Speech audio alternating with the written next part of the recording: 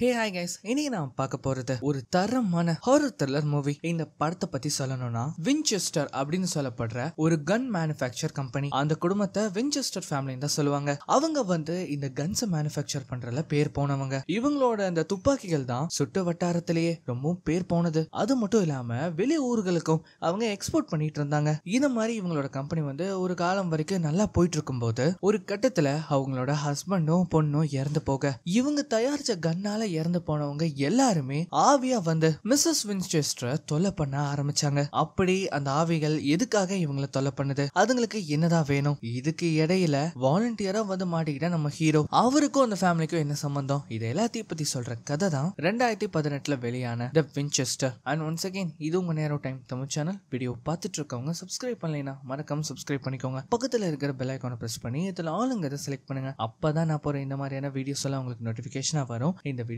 பிடிச்சிருந்தா மறக்காம உங்க ஃப்ரெண்ட்ஸ் அண்ட் ஃபேமிலிக்கு ஷேர் பண்ணுங்க. இந்த வீடியோ பிடிச்சிருந்தா மறக்காம ஒரு லைக்கும் கொடுங்க. இந்த படத்தை ஆரம்பிக்கிறதுக்கு முன்னாடியே இது ஒரு உண்மை சம்பவத்தை தழுவி எடுக்கப்பட்ட கதை அப்படின்னு அவங்க சொல்றாங்க. அண்ட் இதுதான் அந்த வின்செஸ்டர் மேன்ஷன். இந்த கதை சரியா 1906 கலிபோர்னியால நடக்கிற மாதிரி கட்டுறாங்க. அந்த மேன்ஷனோட கட்டுமான பணிகள் ரொம்ப மும்முரமா ராத்திரி வேலைகளையும் நடந்துட்டு இருக்கும். அந்த மாதிரி நடந்துட்டு இருக்கும் போது அங்க தூரத்துல தெரியுதா ஏதோ ஒரு கருப்பு உருவம் விளக்க பிடிச்சிட்டு அந்த இடத்துல போற மாதிரி. அது என்னன்னு போக போக நமக்கு தெரியும். இப்ப அப்படியே அங்க இருந்த நேரம் இங்க தூங்கிட்டு இருக்காங்க இல்லையா, இவங்க ரெண்டு பேருமே இந்த வின்செஸ்டர் ஃபேமிலியை சேர்ந்தவங்க. இவன் பேரு ஹென்றி. அவன் கூட இருக்கிறது அவங்க அம்மா மேரியான். அவன் நல்லா நிம்மதியா தூங்கிட்டு இருக்கும் போது அவன் காதுகளுக்கு ஏதோ ஒரு பாட்டு குரல் கேக்குற மாதிரி தெரியுது. அவனும் அத ரொம்ப ஆச்சரியமா பார்த்துட்டு இருக்கான். இப்ப இந்த சமயத்துல ராத்திரி 12 மணி ஆன உடனே அந்த மேன்ஷன்ல ஒரு மணி அடிக்க ஆரம்பிக்கும். அந்த சத்தத்தை கேட்ட உடனே மேரியானும் எந்திரிச்சிடறாங்களா. அப்படியே அவங்க கண்முழிச்சு பார்க்கும்போது பக்கத்துல இருந்த ஹென்ரிய காணோம். என்னடா அது ராத்திரி நேரத்துல இவன் எங்க போனா அப்படின்னு நினைச்சு இவங்க என்ன பண்றாங்கன்னா ஒரு விளக்கை எடுத்துட்டு அவன் தேட போறாங்க. அப்படி இவங்க தேடி போகும்போது அந்த இடத்துல ஹென்றி நிக்கிறான். ஆனா அவனோட முகத்தை ஒரு துணியால மூடவும் செஞ்சிருக்கான். இவங்களுக்கு ஒண்ணுமே புரியல. இவங்களும் ஹென்றின்னு கூப்பிடுறாங்க. ஆனா அவன் அதை கேட்காம அங்கிருந்து போக பாக்குறான். சரி, இவன் அப்படி எங்கதான் போறான் அப்படின்னு பார்த்தா அந்த வீட்டோட அட்டிக்கு ஒரு வழி போகும். அந்த இடத்துல தன்னந்தனியா நின்னுட்டு இருக்கான். இவங்களுக்கு என்ன பண்றதுன்னே புரியல. மெதுவா போய் அவனோட முகத்துல இருக்கிற அந்த துணியை எடுத்து பார்த்தா அவனோட கண்கள் ரொம்ப விகாரமா இருக்கு. அது மட்டும் இல்லாம அவன் அந்த பக்கம் திரும்பி அங்க ஏதோ இருக்கிற மாதிரி கையவும் காட்டுறான். அவன் நமக்காக வந்துட்டு இருக்கான் அப்படின்னு சொல்லும் போது அப்படியே கட் பண்றாங்க. இப்ப அப்படியே அங்கிருந்த நேரம் இதுதான் சான் பிரான்சிஸ்கோ. இங்க அப்படி யார் இருக்காருன்னு பார்த்தா நம்ம படத்தோட ஹீரோ. இவர் பேரு டாக்டர் எரிக் பிரைஸ். அவரு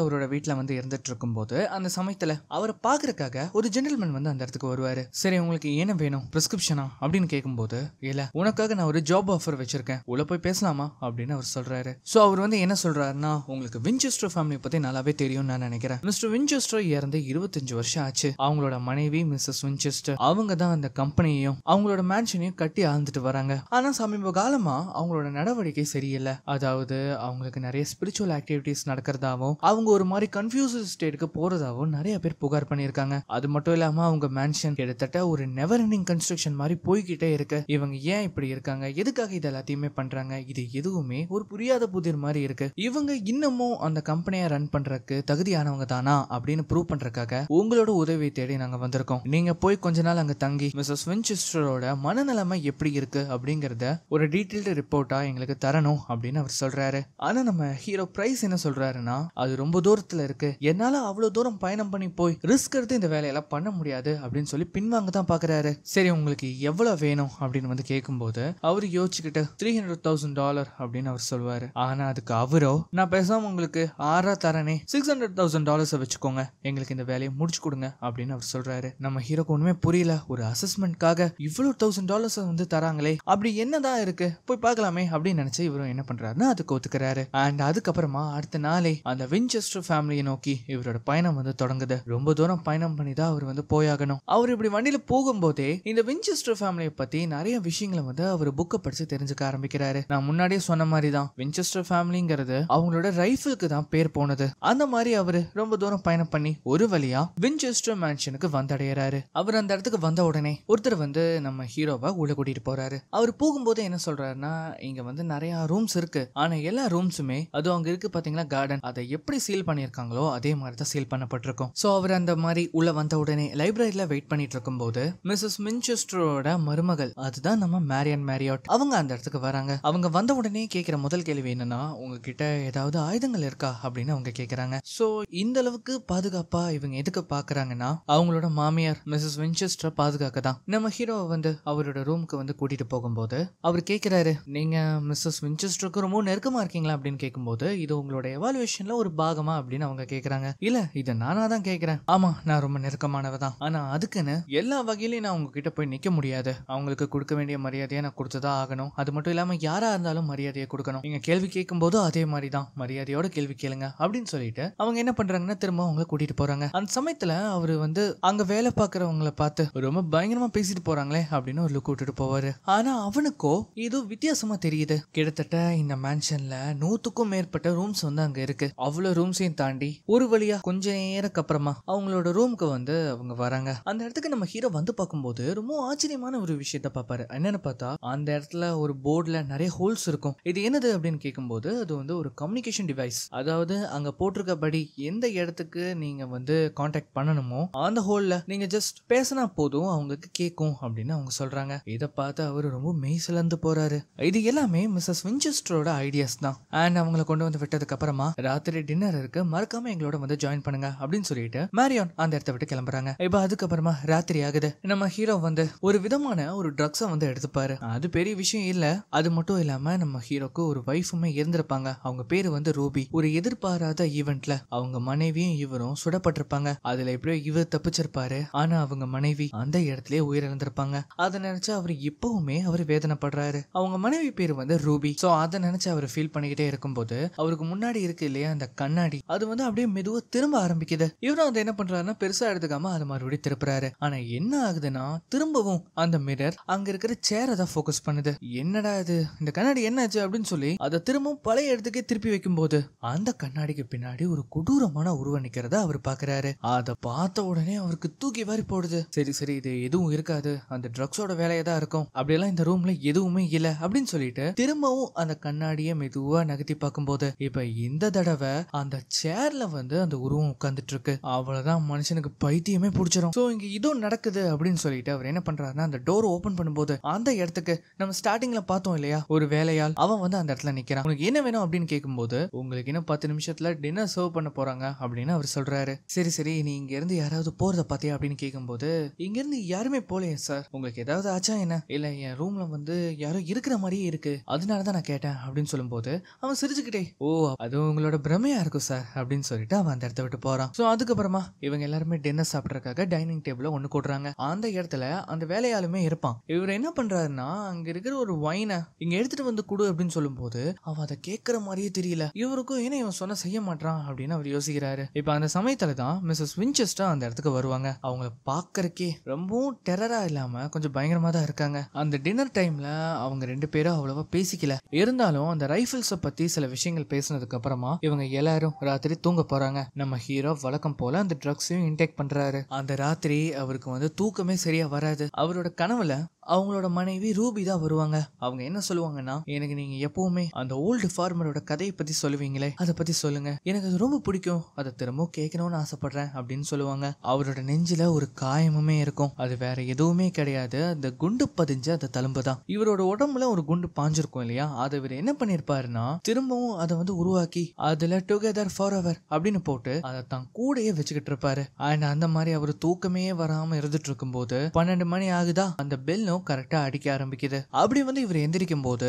அந்த கம்யூனிகேஷன் டிவைஸ்ல இருந்து ஏதோ ஒரு சத்தம் வர்றதா அவர் கவனிக்கிறாரு. யாராவது இருக்கீங்களா, என்ன சத்தம் அது அப்படின்னு வந்து அவர் கேட்கும்போது அங்க இருந்து எந்த ஒரு ரெஸ்பான்ஸுமே இல்ல. அண்ட் திரும்பவும் அவர் வந்து அங்கிருந்து ஏதாவது ரெஸ்பான்ஸ் வருதா அப்படின்னு கேட்கும்போது இந்த சமயத்துல என்ன ஆகுதுன்னா அந்த ஹோல்ல இருந்து ஒரு விரல் மட்டும் வர்ற மாதிரி நமக்கு தெரியுது. ஆனா அவர் அதை கவனிக்காம அங்கிருந்து கிளம்புறாரு. மாடியில இருந்து கீழே இறங்கி வரும்போது அந்த லைப்ரரி ரூம்ல வந்து ஏதோ ஒரு சத்தம் வர்றதா அவர் கவனிக்கிறாரு. உடனே அவர் என்ன பண்றாருன்னா அந்த லைப்ரரி ரூம்ல யாரு இருக்கா அப்படின்னு போய் பார்க்க போனா அந்த இடத்துல மிஸ்ஸஸ் வின்செஸ்டர் அங்க இருக்காங்க. அந்த இடத்துல அவங்க ஒரு முக்கியமான பொருளை எடுக்கிற மாதிரி தெரியுது. இந்த சமயத்துல அங்க ஒரு சத்தமும் கேக்குமா, அவங்க வந்து சுதாச்சிருப்பாங்க இங்க யாரோ இருக்காங்கன்னு. அதனாலே நம்ம ஹீரோ அங்கிருந்து மெதுவா நைஸா அங்கிருந்து கிளம்ப பாக்குறாரு. ஆனா அவர் அப்படி போகும்போது ஆப்போசிட் சைட்ல இருந்து யாரோ வர்ற மாதிரி தெரியுது. இப்ப இவருக்கு என்ன பண்றதுனே தெரியல. அவங்க கிட்ட இருந்து தப்பிக்கணும்னா அங்க ஒரு ஸ்டோர் ரூம் மாதிரி இருக்கும், அதுக்குள்ள போய் ஒளிஞ்சுக்கிறாரு. இவர் அங்க இருக்கும்போது அந்த பக்கமா இருந்து வந்தவங்க இங்க யாரும் இல்லாததை கவனிச்ச உடனே அங்க இருந்து கிளம்பவும் செய்யறாங்க. அண்ட் இவர் வந்து சுத்தி முத்தி பாக்குறாரு. அப்படி பார்க்கும்போது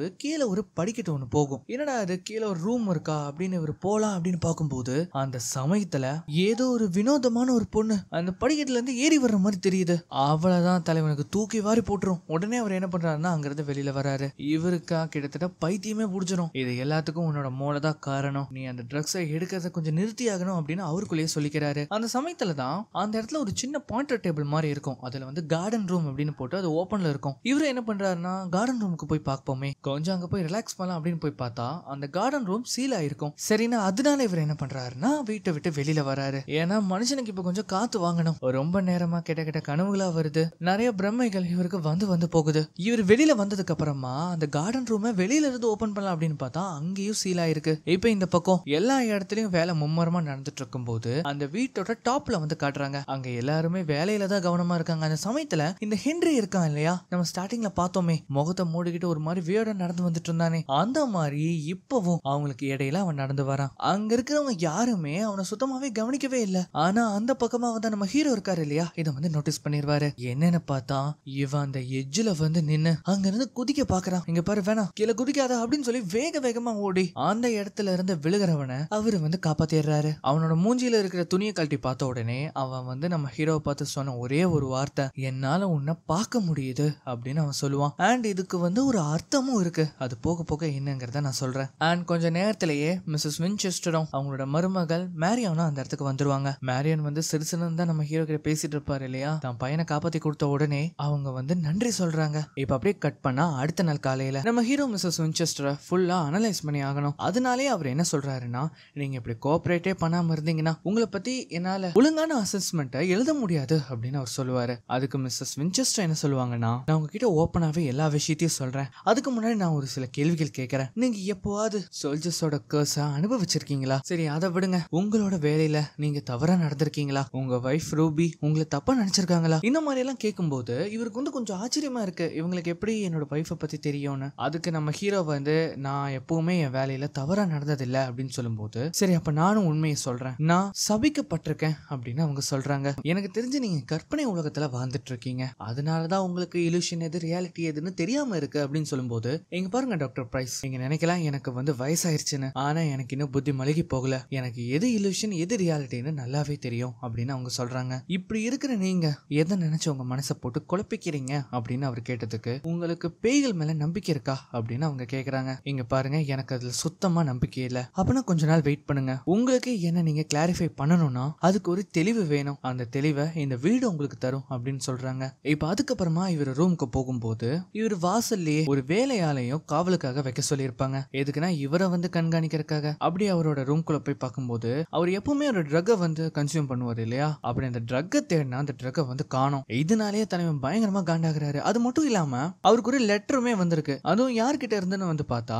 ஸ்டார்டிங்ல நம்ம பார்த்தோமே ஒரு ஜென்டில்மேன் இந்த இடத்துக்கு அனுப்பி விட்டுருப்பாரு, அவர்கிட்ட இருந்து. அதாவது மிஸ்ஸஸ் வின்செஸ்டரோட அசஸ்மெண்ட் பத்தி ஒரு டீடைல்டு ரிப்போர்ட்டை சீக்கிரமா அனுப்ப சொல்லி அவர் கேட்டிருக்காரு. அண்ட் இவருக்கு வந்து பாத்தீங்கன்னா பிரஷர் மேல பிரஷர், இன்னும் ஒழுங்காவே அவங்கள வந்து எக்ஸாமின் பண்ணல. ஆனாலும் இருக்கிறதெல்லாம் வச்சு இவர் என்ன பண்றாருன்னா ஒரு அசஸ்மெண்ட் வந்து எழுதுறாரு. அதாவது இவங்க வந்து பிசிக்கலா நார்மலா தான் இருக்காங்க, ஆனா மென்டலா கொஞ்சம் டிஸ்டர்ப் ஆயிருக்காங்க. அதுவும் இந்த கோஸ்ட் பேரநார்மல் ஆக்டிவிட்டிஸ் இதை பத்தி எல்லாம் இவர் வந்து எழுதிட்டு இருக்கும் போது, அது வேற மிட் நைட் ஆச்சா, 12 மணி ஆன உடனே அந்த பெல்லும் அடிக்க ஆரம்பிக்குது. இந்த சமயத்துல அவர் என்ன பண்றாருன்னா ஜன்னல் வழியா எட்டி பார்க்கும்போது அவங்க எப்பவும் போல வேலை செஞ்சுக்கிட்டே இருக்காங்க, ராப்பகல்னு பார்க்காம. அவங்களுக்கு நடுவுல நம்ம மிஸ்ஸஸ் வின்செஸ்டர் விளக்கை எடுத்துட்டு எங்கேயோ போற மாதிரி தெரியுது. அண்ட் ஸ்டார்டிங்லயும் இவங்க தான் வந்து இந்த மாதிரி போயிருப்பாங்க. இதை பார்த்த உடனே நம்ம ஹீரோ என்ன முடிவு பண்றாருன்னா அவங்களை எப்படியாவது நம்ம போய் பிடிக்கணும். ஆனா இப்ப வந்து அவர் டோரை திறந்து போக முடியாது, ஏன்னா வெளியில 2 பேர் இருப்பானுங்க. அதனாலே இவர் என்ன பண்றாருன்னா ஜன்னல் வழியா குதிச்சு அங்கிருந்து போலான்னு பாக்குறாரு. அந்த மாதிரி ஜன்னல் வழியா தாவி கூரை மேலையெல்லாம் ஏறி போய் எப்படியோ ஒரு வழியா அந்த இடத்துக்கு வந்துடுறாரு. அப்படி போய் பார்க்கும்போது அது வந்து ஒரு செப்பரேட் ரூம். அங்க நம்ம மிஸ்ஸஸ் வின்செஸ்டர் பேப்பர்ல எதையோ கிறுக்கிட்டு இருக்காங்க. அவங்கள பார்க்கும் போதே ரொம்ப வியர்டா இருக்கு. அவங்கள ஏதோ கட்டுப்படுத்துற மாதிரி தெரியுது. அது மட்டும் இல்லாம அவங்க வரையறதோ ஒரு ரூம்கான ப்ளூ பிரிண்ட். இந்த மாதிரி நம்ம ஹீரோ அதை ஒத்து பார்த்துட்டு இருக்கும் போது அங்க இருக்கிற விளக்குகள் எல்லாம் அணையுது. அது மட்டும் இல்லாம மிஸ்ஸஸ் வின்செஸ்டர் சுயநனவுக்கு வராங்க. இங்க என்ன அப்படி நடக்குது அப்படின்னு நம்ம ஹீரோ ஒத்து பார்த்துட்டு இருக்கும் போது அந்த இடத்துக்கு அந்த வினோத உருவம் வந்து நிக்கும். அவ்வளவுதான், உடனே நம்ம ஹீரோ என்ன பண்றாருன்னா வேக வேகமா அங்கிருந்து ஓட ஆரம்பிக்கிறாரு. அந்த மாதிரி அவர் ஓடி வரும்போது ஒரு செக்ஷன்ல மட்டும் இருக்கிற எல்லா ரூம்ஸோட டோரும் சீல் பண்ணப்பட்டிருக்கிறத அவர் கவனிக்கிறாரு. இருந்தாலும் இருந்தாலும் அதெல்லாம் கண்டுக்காம அவர் என்ன பண்றாருன்னா வேக வேகமா அவரோட ரூமுக்கு வந்து சேர்றாரு. இப்ப அப்படியே கட் பண்ணா அடுத்த நாள் மறுபடியும் நம்ம ஹீரோ மிஸ்ஸஸ் வின்செஸ்டர் கூட போய் பேசிட்டு இருக்காரு. அந்த மாதிரி பேசிட்டு இருக்கும் போது மிஸ்ஸஸ் வின்செஸ்டர் சொல்லுவாங்க, உங்களுக்கு ஒரு விஷயம் தெரியுமா, என்கிட்ட ஏகப்பட்ட ரெக்கார்ட்ஸ் இருக்கு. அதுவும் இந்த வின்செஸ்டர் ஃபேமிலிஸ்ல இருக்கவங்க எல்லாரும் எப்படி இறந்து போனாங்கறதுக்கான ரெக்கார்ட்ஸ் என்கிட்ட இருக்கு. அவங்க எல்லாருமே இந்த ரைஃபிளால தான் இறந்து போயிருக்காங்க. அப்பதான் நம்ம ஹீரோவுமே சொல்லுவாரு, ஆமா அதுல உயிர் பொழைச்சவன் நானும் ஒருத்தன் அப்படின்னு அவர் சொல்லுவாரு. மிஸ்ஸஸ் வின்செஸ்டருக்கு ஒண்ணுமே புரியல. அப்பனா நீயும் அந்த ரைஃபிளால குண்டடிப்பட்டிருக்கியா? அதுக்கு அவரு ஆமா அப்படின்னு சொல்லி அந்த புல்லட் எடுத்து காட்டுறாரு. கிட்டத்தட்ட நம்ம ஹீரோ செத்து பொழைச்சிருக்காருன்னு சொல்லலாம். இதை அவர் எடுத்து அதை ரீஃபர்பிஷ் பண்ணி அவரோடயே வச்சிருக்காரு. அவரோட மரணத்துக்கு அது ஒரு கனெக்ஷனா இருக்குங்கிறதையும் அவர் சொல்றாரு. அப்போ மிஸ்ஸஸ் வின்செஸ்டர் என்ன சொல்றாங்கன்னா, இறப்புல சம்பந்தப்பட்டிருக்கிற ஒரு சில பொருட்கள் ஆஃப்டர் லைஃபோட கனெக்ட் ஆகப்பட்டிருக்கு அப்படிங்கறத அவங்க சொல்றாங்க. நம்ம ஹீரோ கேக்குறாரு, நீங்க உங்களோட ஹஸ்பண்ட் அதுக்கப்புறம் உங்க பொண்ணு இறந்ததுக்கு அந்த கோஸ்ட் தான் காரணம் அப்படின்னு நினைக்கிறீங்களா அப்படின்னு கேட்டதுக்கு அதுக்கு மிஸ்ஸஸ் வின்செஸ்டர், நீங்க நேத்து ராத்திரி உங்க ரூமை விட்டு வெளியில வந்தீங்களா அப்படின்னு ஒரு வார்த்தை கேட்பாங்க. அதுக்கு நம்ம ஹீரோவும் சிரிச்சுக்கிட்டே ஆமா அப்படின்னு சொல்றாரு. நல்ல வேலை நீங்களாச்சும் உண்மையை சொன்னீங்களே, அந்த கோஸ்ட் என்ன இந்த கன்ஸ்ட்ரக்ஷன்ஸை பண்ண வைக்குதுங்க, அதனாலதான் பில்டிங் பிளான்ஸ் எல்லாத்தையுமே என் மூலமா அதுங்க வரைஞ்சு கொடுக்குதுங்க. இதெல்லாம் எதுக்காக பண்ணுதுங்க அப்படின்னு கேட்கும்போது அந்த ரூம்ஸ்க்காக தான். ஒன்ஸ் அந்த ரூம்ஸ் எல்லாம் ஃபுல்லா கன்ஸ்ட்ரக்ட் ஆன உடனே அதுங்களோட பிரசன்ஸ் இன்னும் அதிகமா இருக்கும். அதனால இன்னும் அதுங்க ரொம்ப வலிமையா மாறுங்க. நீங்க நேற்று ராத்திரி பாத்தீங்களா நான் வரைஞ்சிட்டு இருந்தத? ஆமா நான் பார்த்தேன். எப்பவுமே ராத்திரி அந்த மணி அடிக்கும் போது அந்த மணி மூலமா அதுங்க எந்திரிக்குங்க. கிட்டத்தட்ட அந்த பெல் தான் அதுங்களை வந்து திரும்பவும் செயல்படுத்துது. இதை பண்ண வைக்கிறது எல்லாமே இந்த ரைஃபிளால இறந்து போன கோஸ்ட். அதுங்களோட நோக்கமே இந்த ரூம்ஸை ரீகன்ஸ்ட்ரக்ட் பண்ற மூலமா அதுங்களால நம்ம உலகத்துக்குள்ள என்ட்ரு ஆக முடியும். இவங்க அந்த சமயத்துல அவங்க எப்படி அந்த பேப்பர்ல வரைஞ்சாங்களோ அதே மாதிரி அவங்க அந்த ரூமை திரும்ப ரீகன்ஸ்ட்ரக்ட் பண்ண ஆரம்பிக்கிறாங்க. சரி நீங்க சொல்றபடியே வச்சுப்போம், அதுகிட்ட இருந்து நீங்க எப்படி தப்பிக்க போறீங்க? அதுங்களுக்கு தேவையெல்லாம் பீஸ், அதை நம்ம கொடுத்துட்டோம்னா அதுங்க இங்க இருந்து தானா போயிடும். ஒருவேளை அப்படி போலாம் நீங்க என்ன பண்ணுவீங்க? நம்ம அதுங்களுக்கு அது கிடைக்கிற வரைக்கும் நாம அதுங்களை அடைச்சு வைக்கணும். அடைச்சு வைக்கிறதுனா எப்படி? 13 ஆணிகளை வச்சு அடிக்கும் போது அதுங்களால தப்பிக்கவே முடியாது. எங்க பாருங்க, நீங்க என் கூட துணையா இருந்தீங்கன்னா நம்மளால அதுங்களுக்கு நிம்மதியை கொடுத்து இங்க இருந்து அனுப்ப முடியும் அப்படின்னு வந்து அவங்க சொல்லும் போது நம்ம ஹீரோ பக்கம் இருந்து எந்த ஒரு ரியாக்ஷனுமே இல்ல. எனக்கு தெரியும் நீங்க இதை நம்பலேன்னு. இங்க பாருங்க மிஸ்ஸஸ் வின்செஸ்டர், என் கண்ணால பார்க்காததையோ இல்லைன்னா கேட்காததையோ என்னால நம்ப முடியாது அப்படிங்கறத அவர் சொல்றாரு. சரி அப்படின்னா விடுங்க, இந்த சாரா வின்செஸ்டர் பத்தி உங்களுக்கு எது உண்மைன்னு படுதோ அதை மட்டும் நீங்க அசஸ்மெண்ட்ல எழுதுங்க அப்படின்னு சொல்லி அவங்க வந்து அனுப்பி வைக்கிறாங்க. அண்ட் அதுக்கப்புறமா இவர் என்ன பண்றாருன்னா உடனடியா மேரியட் அவங்களோட மருமகளை போய் சந்திக்கிறாரு. அவங்க கிட்ட வந்து சாரா வின்செஸ்டர் பத்தி அவர் கேக்குறாரு. மிஸ் சாரா வின்செஸ்டர் அவங்களோட ஹஸ்பண்ட் டியூபர்குலோசிஸால திடீர்னு இறந்து போயிட்டாரு. அதுக்கப்புறமா ஒரு சில நாட்கள்லயே அவங்களோட மகள் ஆனியாவும் இழந்துட்டாங்க. அவங்க வந்து இந்த ஃபேமிலி கர்ஸ் வந்து ஸ்ப்ரெட் ஆகிறத அவங்க நம்புறாங்க. அதுதான் அந்த வின்செஸ்டர் கர்ஸ். இந்த மாதிரி இவங்க வந்து பேசிட்டு இருக்கும் போது திடீர்னு ஹென்ரியோட ரூம்ல இருந்து ஏதோ ஒரு சத்தம் வருது. இதை கேட்ட உடனே பதறி அடிச்சுட்டு போய் பாக்குறாங்க. அந்த ரூம்ல ஹென்ரிய காணோம். அதே சமயம் இந்த பக்கம் சாரா வின்செஸ்டர் ஒரு பிளானை கொடுத்து இந்த மாதிரி ரூமை ரீகன்ஸ்ட்ரக்ட் பண்ண சொல்லிருப்பாங்க இல்லையா, அந்த ரீகன்ஸ்ட்ரக்ட் ஆன ரூமை வந்து காட்டுறாங்க. அந்த ரூம் ஃபுல்லாவும் நிறைய பீரோல ஏகப்பட்ட மாடல்ஸ்ல இருக்க கன்ஸ் எல்லாமே இருக்கு. அதுல ஒரு கன்னை யாரோ எடுக்கிற மாதிரி தெரியுது. எங்கேயோ சாரா அவங்களோட ரூமுக்கு போலாம் அப்படின்னு நடந்து வந்துட்டு இருக்கும் போது அந்த இடத்துல நம்ம ஹென்ரிய பாக்குறாங்க. அதுவும் சாதாரணமா இல்ல, கையில கன்னோட. அவன் என்ன பண்றான்னா அவங்கள பார்த்த உடனே சுட ஆரம்பிக்கிறான். அவங்களுக்கு என்ன பண்றதுன்னே தெரியல. அவங்க அங்கிருந்து தப்பிக்க பாக்குறாங்க. ஆனா அவன் பாக்குற இடமெல்லாம் சுடுறான். ஒரு கட்டத்துல அவங்க கிட்ட அவங்க நேரடியாவே மாட்டிப்பாங்க. அப்படி மாட்டின உடனே கன் அவங்களோட நெத்தியிலே வச்சு சுடலாம் அப்படின்னு பார்க்கும்போது அந்த கன்ல புல்லட் இருக்காது. ஆனா போல விடுற மாதிரியே தெரியல. அந்த கன்னை திருப்பி பிடிச்சு அவங்க முதுகிலே போட்டு அடின்னு அடிக்கிறான். சரியா அந்த நேரத்துக்கு வந்து நம்ம பசங்க எப்படியோ ஹென்ரிய வந்து பிடிச்சாடுறாங்க. அவனை வந்து கட்டுப்படுத்தவே முடியல. சாரா கேக்குறாங்க, நீ யாரு அப்படின்னு கேட்கும்போது செத்து போ அப்படின்னு ஒரே ஒரு வார்த்தை தான் அவன் சொல்லுவான். அதுக்கப்புறம் அவன் திரும்ப பழைய நிலைமைக்கு மாறிடுறான். இப்ப அதுக்கப்புறமா ஹென்ரி என்ன பண்றாங்கன்னா ஒரு ரூம்க்கு வந்து கூட்டிட்டு வராங்க. சாரா வின்செஸ்டர் என்ன சொல்றாங்கன்னா, நம்மளை தவிர இந்த வீட்டுல இருக்கிறவங்க எல்லாரையுமே இங்க இருந்து கிளம்ப சொல்லிரு அப்படின்னு அவங்க சொல்றாங்க. நம்ம ஹென்ரிய எப்படியாவது ஹாஸ்பிட்டலுக்கு கூட்டிட்டு போய் ஆகணும், இல்ல அவனை நம்ம இங்கே வச்சு அவனை நம்ம பாதுகாக்கணும். இந்த வீட்டை விட்டு நம்மளால அவனை கொண்டு போக முடியாது அப்படிங்கறத அவங்க சொல்றாங்க. ஆனா நம்ம ஹீரோக்கு இதுல சுத்தமாவே விருப்பம் இல்ல. இவங்க ரெண்டு பேரும் வெளியில போனதுக்கு அப்புறமா சாரா என்ன சொல்றாங்கன்னா, அந்த கதவை 13 ஆணிகளை வச்சு சீல் பண்ணு அப்படிங்கறத அவங்க சொல்றாங்க. இவங்க சொன்ன மாதிரியே அந்த வேலையாலும் அந்த டோரை வந்து சீல் பண்றான். உள்ள இருக்கிற நம்ம ஹீரோ என்ன நினைச்சுக்கிறாருன்னா, நம்மள உள்ளே வச்சு லாக் பண்ணிட்டாங்க போல அப்படின்னு அவர் நினைச்சுக்கிறாரு. பண்றாரு. ஆனா அங்க வந்து இன்னொரு சீக்ரெட் டோர் இருக்கும் அந்த கபோர்ட்குள்ள. அது வழியே அவங்க 2 பேரும் உள்ள வராங்க. எங்க பாருங்க சாரா, அவனோட கண்டிஷன் ரொம்ப மோசமா இருக்கு, அவனை நம்ம ஹாஸ்பிட்டலுக்கு கூட்டிட்டு போய் ஆகணும். டாக்டர், கண்டிஷன்ஸை நம்மளால கியூர் பண்ண முடியும், கர்சஸ் பண்ண முடியாது அப்படிங்கறத அவங்க சொல்றாங்க. ஆனா மேரியன் இருக்காங்க இல்லையா, அவங்க வந்து நம்ம ஹீரோ சொல்றதான் கேக்குறாங்க. அதனாலேயே இதுக்கான அரேஞ்ச்மெண்ட்ஸ் பண்றதுக்காக நம்ம ஹீரோ என்ன பண்றாருன்னா, அங்கிருந்து நேரா போய் ஸ்டார்டிங்ல நம்ம பார்த்தோம் இல்லையா ஒரு ஜென்டில்மேன், அவருக்கு வந்து கால் பண்றாரு. அவருக்கு வந்து கால் பண்ணி ஹென்ரியை கூட்டிட்டு போறதுக்கான அரேஞ்ச்மெண்ட்ஸ் அவங்க பண்ண வைக்கிறாங்க. அந்த மாதிரி பண்ணிட்டாங்கிறத போலாம் அப்படின்னு பார்க்கும்போது திரும்பவும் அந்த வேலையாள் வந்து அந்த இடத்துக்கு வரான். அவன் வந்து என்ன சொல்றான்னா, என்ன மன்னிச்சிருங்க, தெரியாம உங்களை பயன்படுத்திட்டேன், உங்களுக்கு நான் ஏதாவது உதவி பண்ணணும்னு ஆசைப்படுறேன், நீங்க சொல்லுங்க என்ன நான் பண்ணணும், கண்டிப்பா என்னோட பேக்ஸ் வந்து உன்னால எடுத்துட்டு வர முடியுமா அப்படின்னு அவர் வந்து கேட்கும்போது இவனை என்ன பண்றான்னா பேக் எடுக்கிறதுக்காக போறான். பின்னாடியே நம்ம ஹீரோவும் போறாரு. அவன் வந்து அந்த மாதிரி எடுக்கலான்னு போகும்போது இவர் வந்து சும்மா இல்லாம, இந்த வின்செஸ்டர் பத்தி நீ என்ன நினைக்கிற, இங்க நடக்கிறதுலாம் ரொம்ப வியர்டா இருக்கு, நீ ஏதாவது வியர்டான திங்ஸ் எல்லாம் பாத்திருக்கியா அப்படின்னு சொல்லும்போது அவன், இங்க இருக்கிறவங்க எல்லாருமே வின்செஸ்டர்ஸ், இவங்க எல்லாருமே சாகணும் அப்படின்னு ஒரு மாதிரி வியர்டா சொல்லுவான் பாருங்க.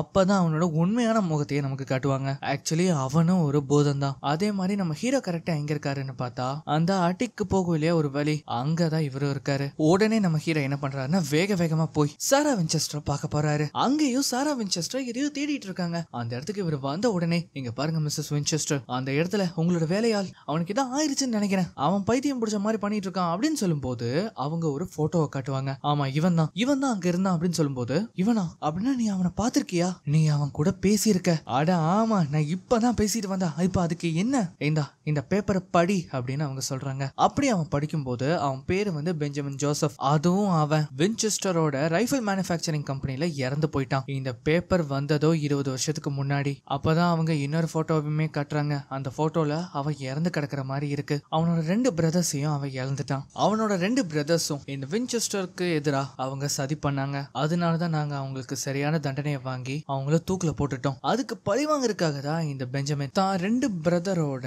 மரணத்துக்கு பழி வாங்கறதுக்காக அவன் என்ன பண்ணானா, எங்க கம்பெனில தயாரிச்ச ரைஃபிளை வச்சு எங்க கம்பெனிக்குள்ளேயே நுழைஞ்சு அங்க இருக்கிற 15 பேரை அவன் வந்து கொலை பண்ணிட்டான். அங்க இருக்கிறவங்க எல்லாரையும் ஷூட் பண்ணதுக்கு அப்புறமா ஒரு இடத்துல வந்து உட்கார்றான். அண்ட் இந்த இடத்த வந்து நல்லா நோட் பண்ணிக்கோங்க, பின்னாடி இந்த இடம் திரும்பவும் ரெப்ளிகேட் ஆகும். அது மட்டும் இல்லாம வெளியில சுத்தியும் போலீஸ் ஆபீசர்ஸ் இவனை பிடிக்கிறதுக்காக அங்க நிக்கிறாங்க. கதவை தொடர்ந்து அடுத்த செகண்டே அவன் அந்த இடத்துலயே அவங்க கையால சுடப்பட்டு இறந்து போறான். இந்த விஷயம் தெரிஞ்ச அடுத்த செகண்டே மிஸ்ஸஸ் வின்செஸ்டர் என்ன பண்றாங்கன்னா, இவங்க ஒரு ரூமை ரீகன்ஸ்ட்ரக்ட் பண்ண சொல்லி போயிருப்பாங்க இல்லையா, அந்த ரூமை நம்ம ஹீரோ கிட்ட வந்து காட்டுறாங்க.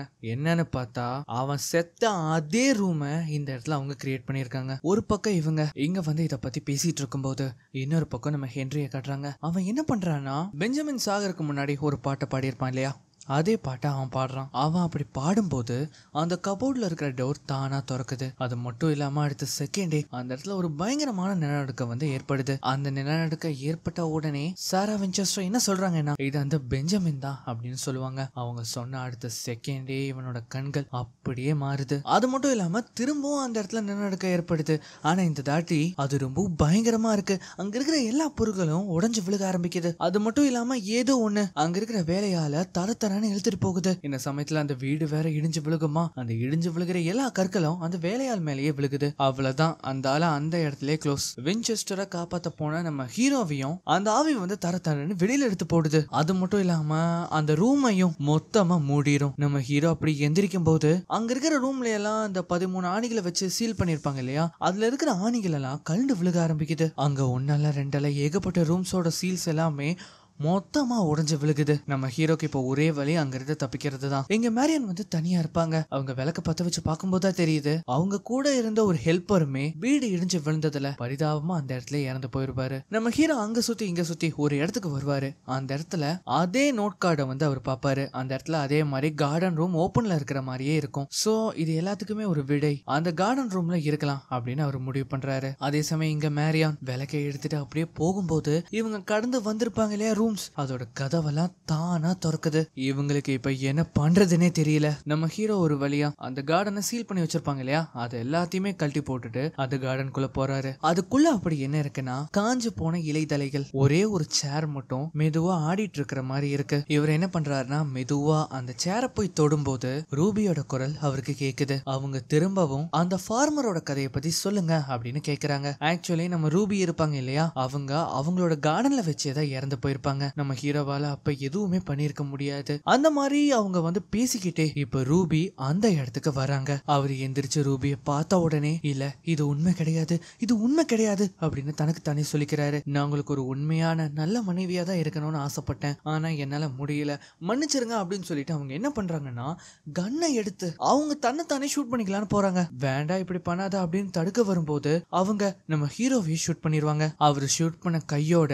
மிஸ் ரூபி அவங்களும் தற்கொலை பண்ணிக்கிறாங்க. அந்த ரத்தம் கசிய கசிய ரூபி என்ன பண்றாங்கன்னா நம்ம ஹீரோ கிட்ட வந்து நீ இப்ப இங்க இருந்து போலாம் அப்படின்னு அவங்க சொல்றாங்க. நீ உன்னோட குற்ற உணர்ச்சிய உன்கிட்ட இருந்து நீக்கிரு அப்படின்னு அவங்க சொல்றாங்க. ஆக்சுவலி என்ன ஆயிருக்குன்னா இவங்க வந்து இறந்து போற தருவாயில நம்ம ஹீரோ இவங்களை காப்பாத்தலான்னு முயற்சி பண்ணிருப்பாரு, ஆனா அவரால் முடிஞ்சிருக்காது. அந்த குற்ற உணர்ச்சி தான் அவரை போட்டு இவ்வளவு நாளா வாட்டி எடுத்துட்டு இருக்கு. சோ அவரோட குற்ற உணர்ச்சியை அவரோட மனசுல இருந்து மொத்தமா நீக்கினதுக்கு அப்புறம் அவருக்கு முழிப்பு வருது. எந்திரிச்சு பார்த்தா அந்த சம்பவத்துல இறந்து போன எல்லாருமே இப்ப ஆவியா அவங்க முன்னாடி நிக்கிறத அவர் பாக்குறாரு. அண்ட் அங்க இருக்கிறவங்களே என்ன சொல்றாங்கன்னா அந்த கோடாரியை எடுத்துட்டு இங்க இருந்து போ அப்படின்னு அவங்க சொல்றாங்க. இத கேட்ட உடனே அவரும் என்ன பண்றாருன்னா அதை எடுத்துக்கிட்டு வேக வேகமா போறாரு. அந்த மாதிரி போற வழியில இன்னொரு ஆவி அவர்கிட்ட 13 ஆணிகளையும் அது வந்து வச்சுட்டு போகுது. அந்த மாதிரி அந்த 13 ஆணிகளை எடுத்துட்டு போகும்போது மிஸ் ரூபி இந்த வழியா போ அப்படின்னு அவங்க கை காட்டுறாங்க. அண்ட் இதுதான் அந்த அட்டிக்கு போற வழி. ஆனா அது வந்து மூடப்பட்டிருக்கும். இவர் என்ன பண்றாருன்னா அந்த கோடாரியை வச்சு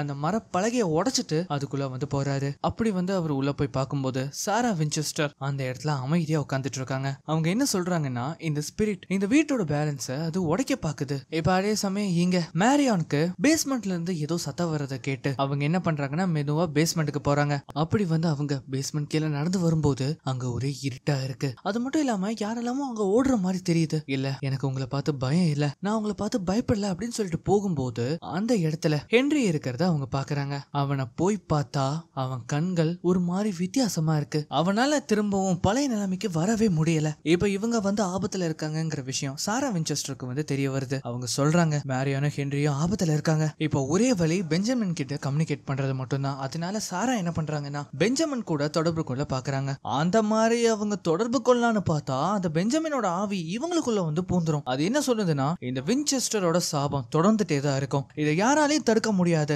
மேரியானும் ஹென்ரியும் என்னோட பலி ஆடுங்க அப்படின்னு சொல்லி பக்கத்துல இருக்கிற ரைஃபிளை எடுத்து அவங்க தன்னை தானே ஷூட் பண்ணிக்க பாக்குறாங்க. காப்பாத்த போலான்னு நம்ம ஹீரோ வந்தா அவங்க நம்ம ஹீரோவை ஷூட் பண்ண பாக்குறாங்க.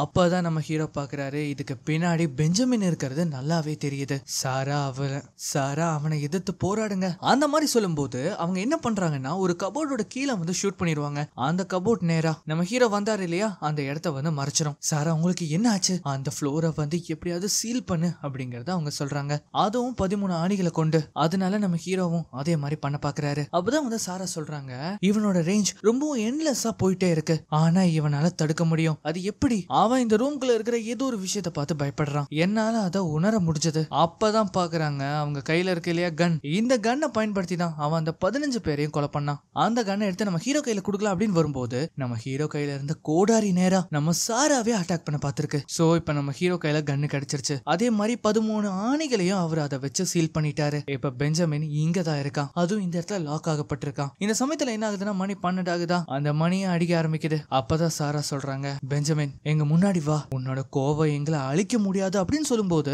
பெஞ்சமின் நம்ம சாராவை பயங்கரமா அட்டாக் பண்றான். காப்பாத்த போலான்னு நம்ம ஹீரோ முயற்சி பண்ணா அவனையும் அட்டாக் பண்றான். அந்த மாதிரி அட்டாக் பண்ணதுக்கு அப்புறமா அவன் அங்கிருந்து மெதுவா நகருவான். அவன் இந்த பக்கமா தான் போனான் அப்படின்னு நம்ம ஹீரோ சொல்லும்போது நீ அவனை பார்த்த? ஆமா நான் பார்த்தேன் அப்படிங்கறது அவர் சொல்றாரு. இங்க நம்ம மேரியானும் ஹென்ரியும் பயத்துல நின்னுட்டு இருக்கும் போது அந்த இடத்துக்கு பெஞ்சமின் வரான். பெஞ்சமின் மட்டும் இல்ல அங்க ஏகப்பட்ட ஆன்மாக்கள் வருது. இப்ப இந்த சமயத்துல சாரா என்ன சொல்றாங்கன்னா நீ அங்க இருந்த, அந்த இறந்து போனவங்களுக்கு நடுவுல நீ இருந்த, அவன் பயப்படுறது அந்த கன்னுக்கு கிடையாது வேற ஒண்ணு அப்படின்னு சொல்லும் போதுதான் நம்ம ஹீரோ அந்த புல்லட்டை வந்து கையில எடுக்கிறாரு. சாரா வந்து முன்னாடியே சொல்லிருப்பாங்க இல்லையா இறப்பப்போ நமக்கு கிடைச்ச ஒரு பொருள் ஆஃப்டர் லைஃபோட கனெக்ட் ஆகுங்கிறது, அது வந்து இந்த புல்லட்டோட கனெக்ட் ஆயிருக்கும். சோ இதை பார்த்த உடனே அவர் என்ன பண்றாருன்னா அந்த புல்லட்டை அந்த ரைஃபிள்ல லோட் பண்றாரு. அண்ட் இப்ப வந்து பார்த்தா இங்க ஒரு பயங்கரமான சீன் நடக்கும். அதுவும் இது வந்து பார்த்தா ஃப்ரேம் பை ஃப்ரேமா காட்டுவாங்க. இந்த பக்கம் நம்ம மேரியான் அந்த ஆவிகளை எதிர்த்து தான் பையனை காப்பாத்துறதுக்காக நிக்கிறாங்க. அது மட்டும் இல்லாம இந்த பக்கமும் அங்க கீழே விழுந்து கிடந்த எல்லா கன்ஸும் மெதுவா வானத்துல பறக்குது. அந்த கன்ஸுக்கு நடுவுல தான் அந்த பெஞ்சமினும் இருக்கான். அவன் அந்த கன்னை எடுத்த உடனே அந்த இடத்துல இருந்து மறைஞ்சிருவான். அது மட்டும் இல்லாம இங்க மேரியான் முன்னாடி ஏகப்பட்ட ஆன்மாக்கள் அவங்கள சுத்தி வளைச்சிரும். இப்ப என்ன பண்றதுன்னே தெரியாது நம்ம பசங்களுக்கு. அப்பதான் சாரா சொல்லுவாங்க உண்மைய வந்து பாரு அப்படின்னு. அப்ப அந்த அந்த சமயத்துல நம்ம கண்ணுக்கு பெஞ்சமின் தெரியவான். அவ்வளவுதான், அவன் டக்குன்னு ஷூட் பண்றதுக்குள்ள இங்க நம்ம ஹீரோ அவனை ஒரே ஷாட்ல அந்த இடத்துல சாகடிக்கிறாரு. அண்ட் அதே சமயம் இந்த பக்கம் நம்ம பசங்களை கொல்ல வந்த ஆன்மாக்கள் திரும்ப எங்கிருந்து வந்ததுங்களோ அங்கேயே போயிருங்க. இந்த இடத்துல பெஞ்சமின் இறந்து கிடப்பான் இல்லையா, நம்ம சாராவால அதை பார்க்க முடியாது, ஆனா நம்ம ஹீரோவால முடியும். அதனால இவங்க 2 பேரும் என்ன பண்றாங்கன்னா அவனுக்கு ஒரு வழியா கடைசியா அவனுக்கு அமைதியை கொடுக்கறாங்க. இது மூலமா அவனோட ஆன்மா சாந்தி அடையும். ஒரு வழியா நம்ம பசங்க எல்லாருமே அந்த மேன்ஷன்ல இருந்து உயிரோட வெளியில வராங்க. நம்ம ஹீரோவும் அவரோட அசஸ்மெண்ட்ல சாரா வின்செஸ்டர் இப்ப நார்மலா இருக்காங்க. அவங்களால வின்செஸ்டர் ஆர்ம் கம்பெனிய நல்லபடியா இன்னும் ரொம்ப ஆண்டுகளுக்கு ரன் பண்ண முடியும் அப்படிங்கறத அவரோட அசஸ்மெண்ட்ல எழுதுறாரு. அண்ட் இந்த வீட்டையும் அவங்க ரீகன்ஸ்ட்ரக்ட் பண்றாங்க. இந்த மாதிரி ஒரு நல்ல எண்டிங்கோட இந்த படம் முடிவடையுது. இன்னொரு வீடியோல மீண்டும் சந்திக்கலாம்.